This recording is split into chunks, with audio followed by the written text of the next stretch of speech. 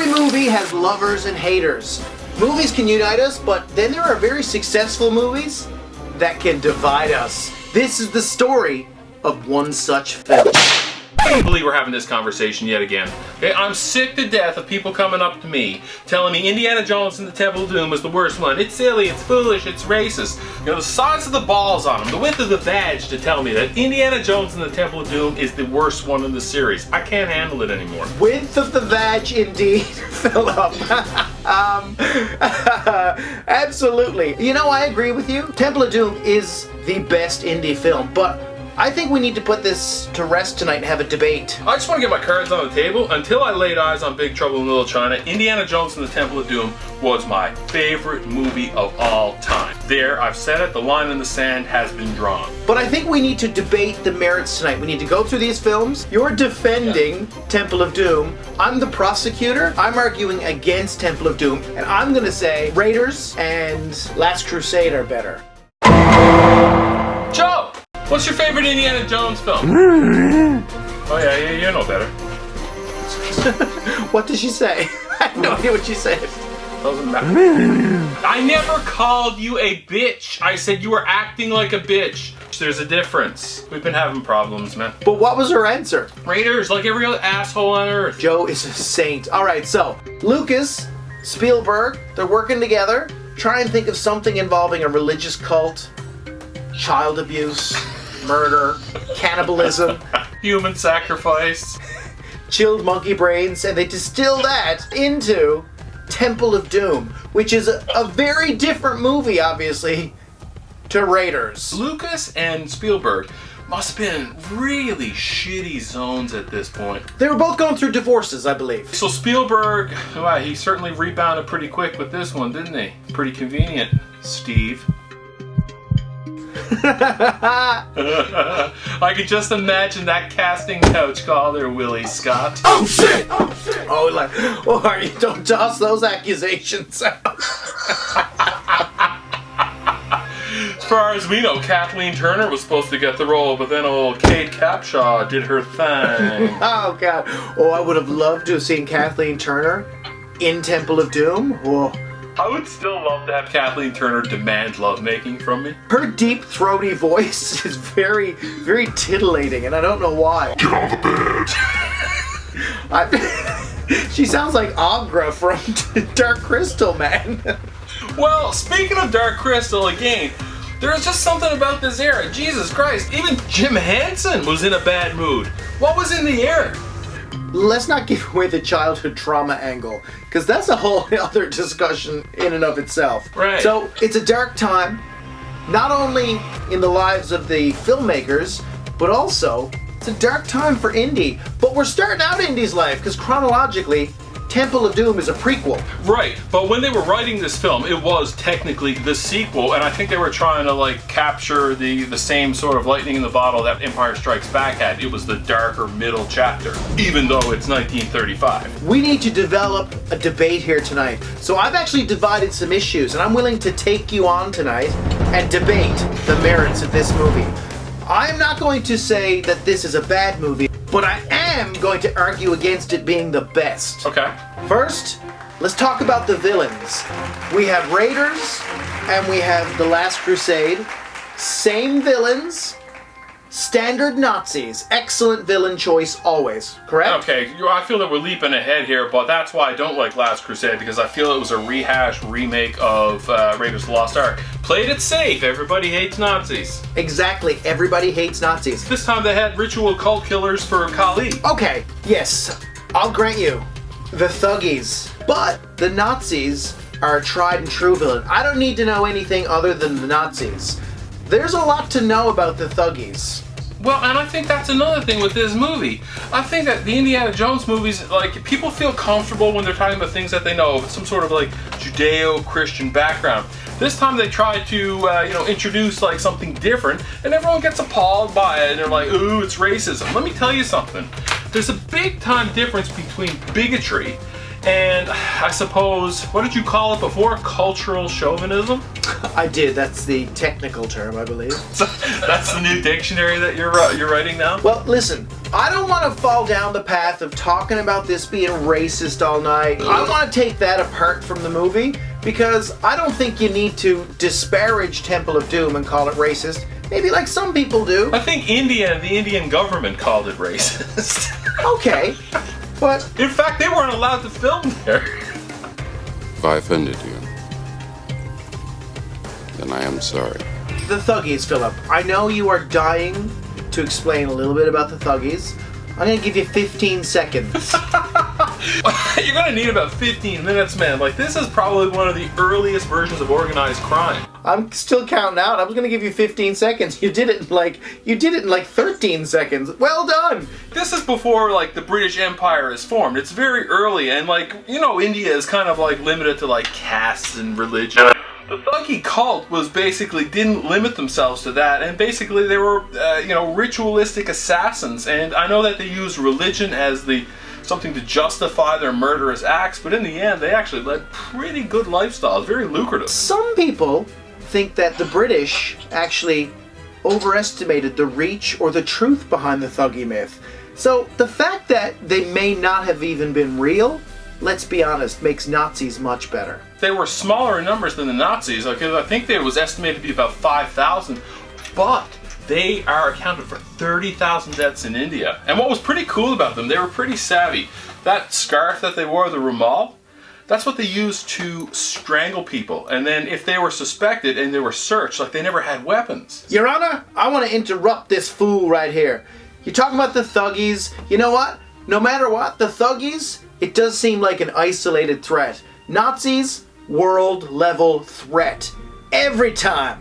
All the time. Yeah, but I don't think that the British Empire thought that it was a minor threat. I mean, India was pretty much quite a lucrative little zone. As far as the world goes, in this particular time, like, this was big money, and this was something, something that conquered. Territory's territory. Are you talking about British colonialism? You're boring me. Get back to the debate, you fool. The fact is, Nazis are a bigger threat than the Thuggies overall. I guess, but I also think that, like, the Thuggy cult actually introduced a new word into our vernacular, thug, which was actually thuglana, which means actually deceiver. Well, not as big a word as another one people have adopted. Nazis. Nazis gave us a word. The word is Nazi. The Nazis gave us a lot of words, not just thug. You know what I'm saying? Well, let's not get into the numbers game. All I'm saying is the Nazis win the numbers game. What about Lao Che? You're forgetting Lao Che and those Asians. All right, so now I want to talk about the MacGuffin. You got Ark of the Covenant versus the Lingam Stones versus the Holy Grail.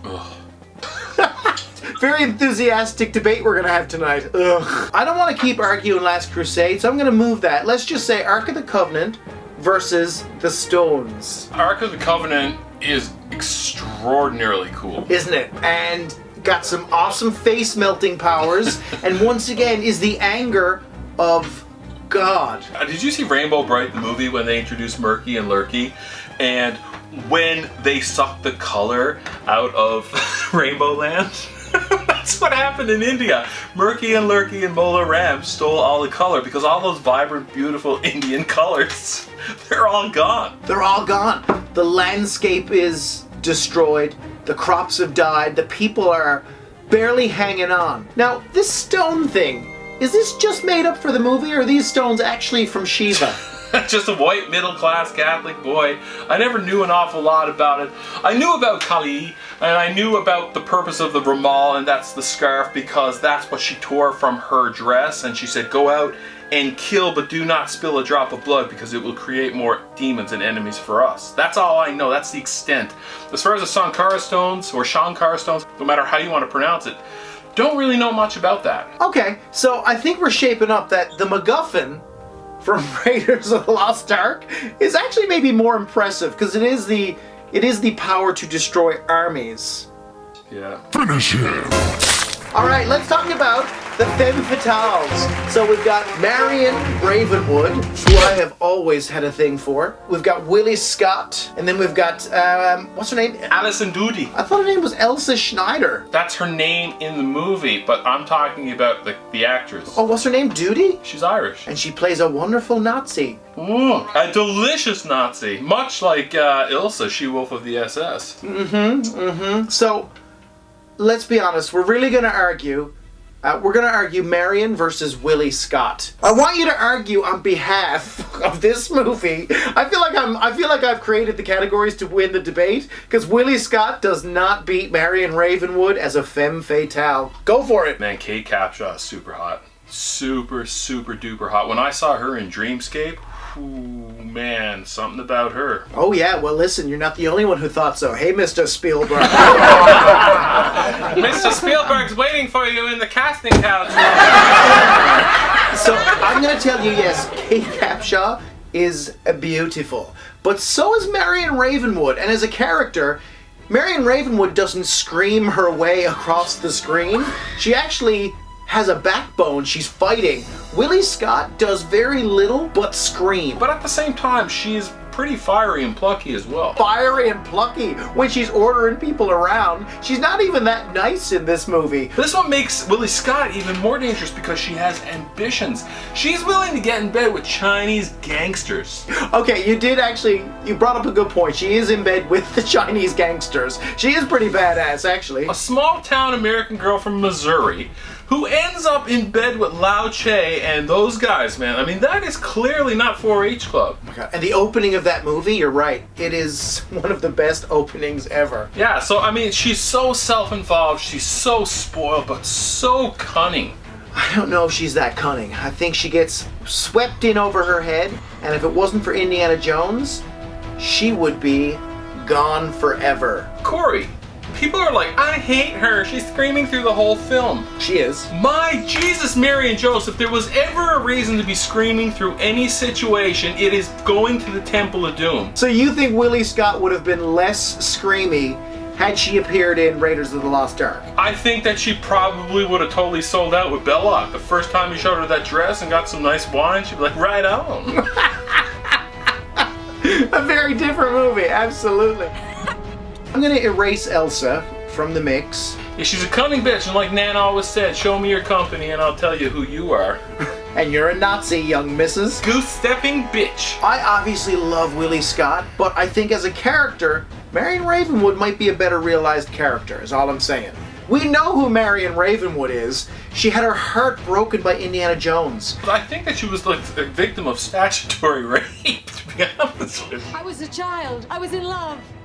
It was wrong and you knew it. You knew what you were doing. She was in early university. I think that Willie Scott actually broke Indiana Jones's heart, because when he got her back, that's why they did a prequel, because they're like, well, how come he's not with that dame? No, because as soon as she got back to the States, man, she went and worked on her career. She wasn't focusing on being a housewife or organizing his bullets and bookcases. I need to object. You're gonna make me holler at my southern attorney. You're pissing me off. All right, moving on.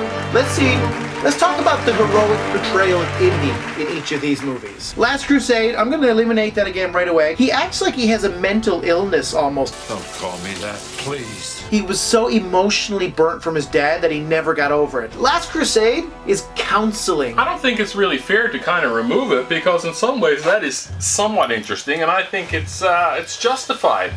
Indiana Jones is kind of a sexist pig, and it was nice to see him put in his place at times. That's the last one. His father is way smarter, much more organized, and also he's somewhat castrated in this film, because when he gets this girl that he thinks is fantastic, his old man bags her before he did. This debate has taken an interesting turn. I was trying to remove Last Crusade from contention. You've dragged it back in! So, you like the portrayal, you like the conflicted Indy with the father issues. Well, you take it easy. Take it easy. Okay, Raiders of the Lost Ark versus Temple of Doom. I think Indiana Jones in Temple of Doom is far more brash, he's arrogant, and he's also cooler. By the time Raiders of the Lost Ark comes along, it's like 3 years later, he's a little bit more cautious. But it kind of makes sense that his characterization is like that, because This is a prequel. He should be more cocksure. He should be more naive. For sure. And I also love the actual homage to James Bond at the very beginning. Now, I know some people always hated that. It's like, I don't want to see fucking Indiana Jones in a tuxedo at the beginning and a dance number. I thought it was fantastic. Yeah, well, stylistically very different from Raiders in terms of an opening. Don't get me wrong, I love the intro to Raiders, and no one's ever going to say, hey, did you see the dance number at the beginning of Temple of Doom? That was amazing. But I loved about it because it was actually like a caveat. It was saying, get ready, we're going to warn you about something. This movie is anything goes, so sit down. It's about to get outlandish. So, which movie has the better opening? Do you enjoy the dance number of Temple of Doom more than you enjoy the opening of Raiders? That's not fair. Well, these are the tough issues we've come to debate. I can't believe I feel like I'm winning this debate so far. Your energy is low. You can feel the debate slipping away. I was enamored with Temple of Doom. I thought, because it was the first thing I ever saw. When I first saw Indiana Jones, he was trading diamonds, throwing shish kebab through people's chests, jumping through windows, and then short rounds there. I thought that was just incredible. The movie never let you catch your breath. The whole time, it's action-packed. Yes, the beginning, starts off with a musical number. The young boys aren't really into that, but I'm going to tell you right now, it set the tone. Raiders starts off with, oh yeah, there's quite an action scene. But after that, it's like, now he's Professor Jones, and now he's dealing with the FBI, talking about biblical, passages and boogeyman tales. Not as exciting as Temple of Doom. Okay, you might be winning overall excitement factor here. You're right, okay. If they make an Indy 4, do you think they go Judeo-Christian? Who's the guy with the multicolored robes? Indiana Jones and the Amazing Technicolor Dreamcoat.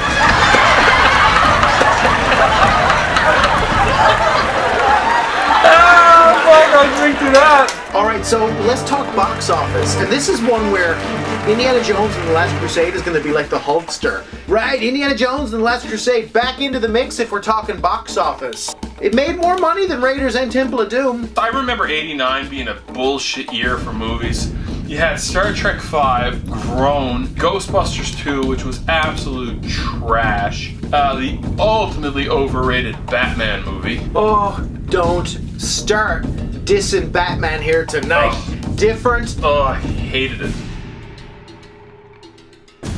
No, but aside, I remember she was dusting her house with an original promo t-shirt from Raiders of the Lost Ark. Really? She turned it into a rag and was cleaning it. And I was like, oh, Mrs. Foley, what have you done?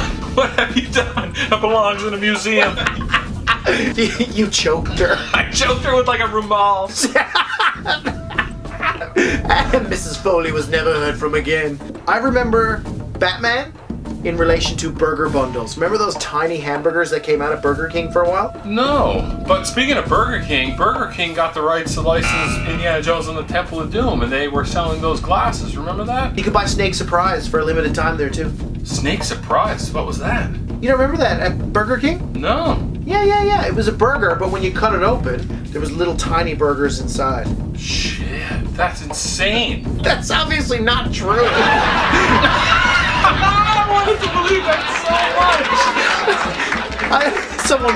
I love the image of someone cutting into a hamburger and all these other little hamburgers piling out. I know I'm super drunk on shit mix here right now. Whew.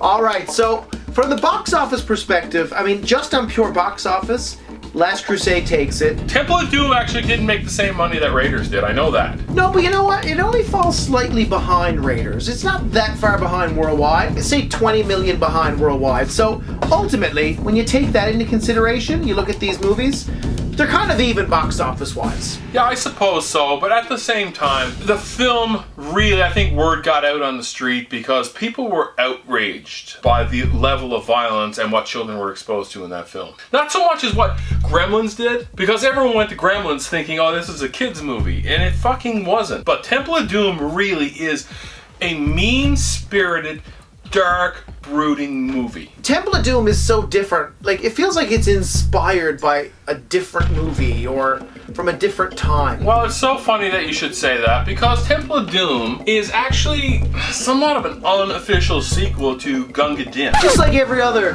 intellectual prick out there, I'm gonna call you on your nonsense. I have a little quiz here I've called Are you up for a game while I rapid fire some questions at you? Well, how in hell did you know I was even going to bring up Gunga Din? Because you bring up Gunga Din far more regularly than any human should. I'm just saying.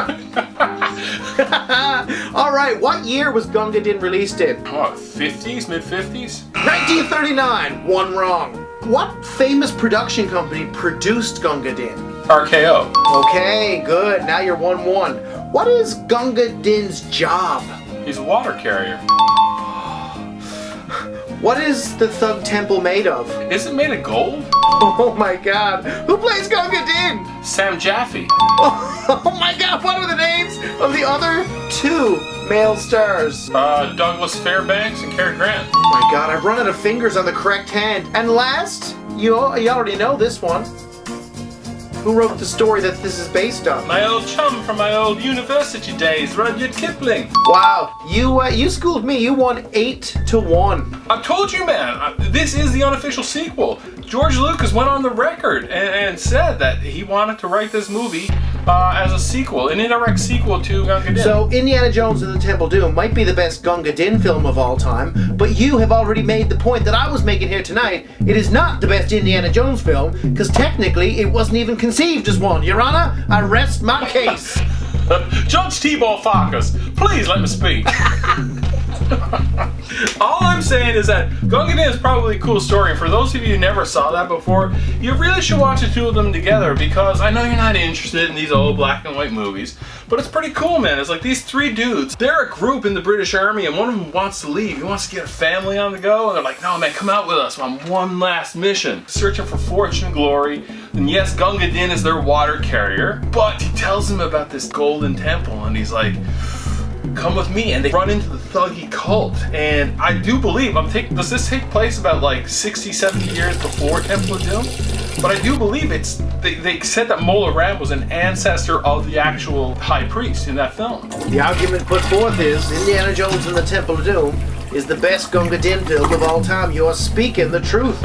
Your Honor. I just want to keep objecting to everything you say. I don't know anything else about the law. Truly a great character, and I will say too, like costume design, I know a lot of people prefer the Raiders costume design, but if we're going to get nerdy, I mean, just come take a look at my little abode. I absolutely adore Temple of Doom's costume design. This is my Indiana Jones costume.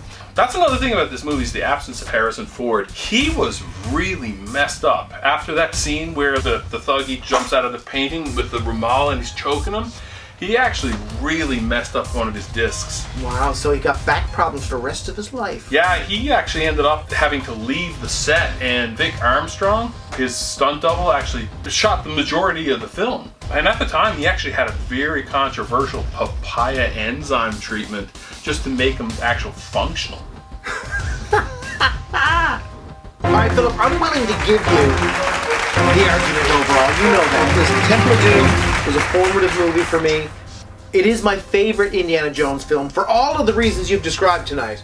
So it's been very difficult for me to argue against. But I gotta tell you, tonight's debates also made me embrace not only Raiders, because I've always loved Raiders, but it's also made me embrace The Last Crusade as a true trilogy of films that is one of the best trilogies I think out there. I don't want to be that guy either. Like, I really appreciate the fact that you took me, head on about Temple of Doom, even though I know how much you love it. And I think that's why I didn't personally get upset and like flip the table or something, because I've been known to do that. Seen it. I get passionate about shit, man, but I love Raiders of the Lost Ark. I think it's a fantastic film. And Last Crusade, to me as a child, I know I'm supposed to say something nice here. I thought it was an absolute downer. You know what Last Crusade is to me? Do you know, like, when we went from Alien, and then we went to Aliens, it was escalated. Now, how do you go from Aliens to back to Alien 3? Now we only got one threat. It's boring as shit. He chose poorly. Oh, fuck. I can't even believe that. Anyways, that's cool. You fucking, the world loves Raiders of the Lost Ark. Temple of Doom's garbage. So anyways, that's that. All you Raiders of the Lost Ark fans, celebrate, rejoice. You are the best still. We love you and your mom's favorite son. Subscribe to our show if you want, you dickheads. Yeah, subscribe to the show. Stay inside, time passes slowly. Save pop culture. By hanging out with Egyptians, I did learn some fantastic things like Yalla yalla, atinibusa hamama habibi. Oh God. Which literally translated as come here my darling and kiss my penis. I don't even know if that's accurate, but somewhere along the lines that my friends told me to say that to their teta, their grandmother, and she was less than impressed. When this madness is finally over, I can serve the next person in line. Can't stop working, cause that leads to thinking I'ma catch this deadly disease. I got one friend who always reminds me that it's life.